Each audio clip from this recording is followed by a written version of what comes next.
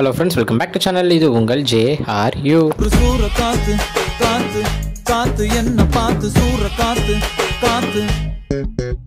So இன்றைக்கி வீடியோவில் நம்ம சூரி அவர்களுடைய நடிப்பில் வந்த விடுதலை பார்ட் 2 படத்தை பற்றி தான் பார்க்க போகிறோம். ஆமாங்க, இதை சூரி படம் அப்படின்னு சொல்கிறதுக்கு பதிலாக நம்ம விஜய் சேதுபதியோட படம் அப்படின்னு தான் சொல்லணும். ஏன்னா அப்படி ஒரு ஆக்டிங்கை சூப்பராக படத்தில் கொடுத்துருக்காரு.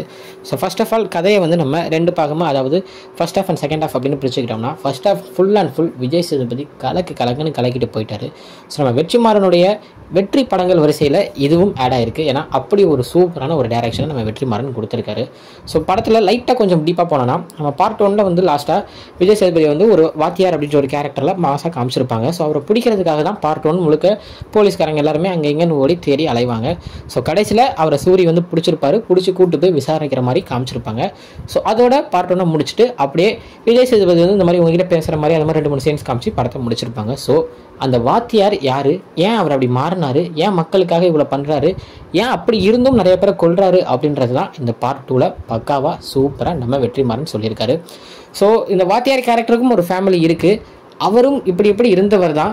அவர் இந்த மாதிரி ஒரு விஷயம் அவர் குடும்பத்தில் நடந்தனால தான் அவர் இப்படி மாறினார் அப்படின்றத சூப்பராக ஃபர்ஸ்ட் ஹாஃபில் செம்மையாக நம்ம வெற்றிமாறன் சொல்லியிருக்காரு. ஸோ வெற்றிமாறனுடைய படங்களில் பார்த்தீங்கன்னா அவருடைய அந்த லவ் சீன்ஸ்லாம் வந்து வேறு மாதிரி சூப்பராக செம்ம ரொமான்டிக்காக எவ்வளோக்கு எவ்வளோ ஒரு கிராமத்து சைடில் இருக்கிற ஒரு லவ்வை சொல்ல முடியுமோ அதை சூப்பராக சொல்லியிருப்பார். அசுரன் படத்துலையும் பார்த்துருப்பீங்க.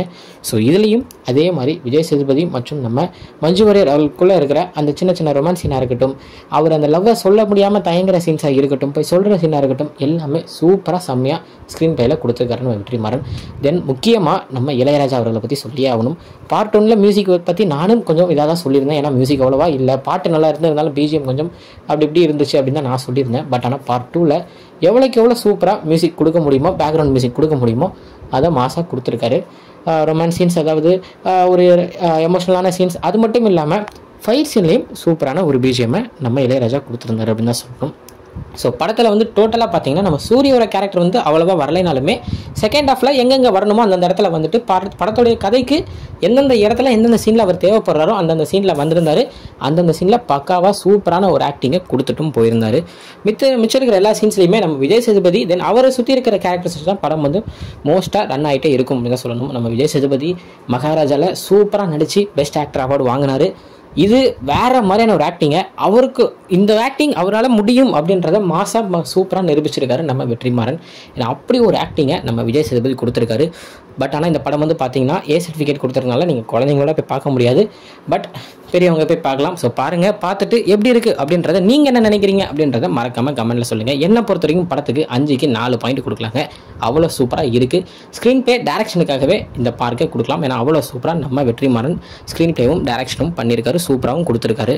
ஸோ இதுதான் இன்றைக்கி இந்த படத்தை பற்றின சின்ன ரிவ்யூ வீடியோ. இன்னொரு அவங்க வந்து பார்க்குறேன். அது வரைக்கும் உங்ககிட்ட அனுப்புறது உங்கள் Jaswin. Bye friends. Next video மறக்காமல் நம்ம சேனலை சப்ஸ்கிரைப் பண்ணிக்கோங்க. நிறைய பேர் பார்க்குறீங்க, சப்ஸ்கிரைப் பண்ண மாட்டேறீங்க. ஸோ மறக்காமல் சப்ஸ்கிரைப் பண்ணிடுங்க.